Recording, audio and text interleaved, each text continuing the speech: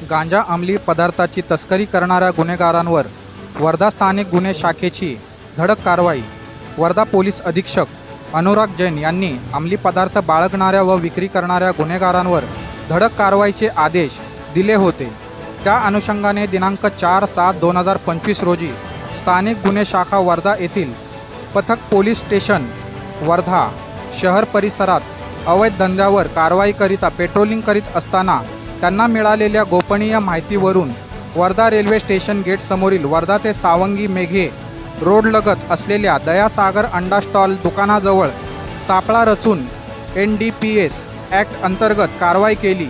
एकूण 5 आरोपींपैकी 2 आरोपी फरार झाले असून 3 आरोपींना ताब्यात घेऊन जप्ती पंचनामा कारवाई करून आरोपींचे ताब्यातून निव्वळ गांजा अंमली पदार्थ किंमत 5,03,220 रुपयाचा मुद्देमाल जप्त करून सर्व आरोपींविरुद्ध पोलीस स्टेशन वर्धा शहर येथे NDPS कायद्यान्वये गुन्हा नोंद करण्यात आला। फरार आरोपींचा शोध स्थानिक गुन्हे शाखेचे पथक करीत आहे।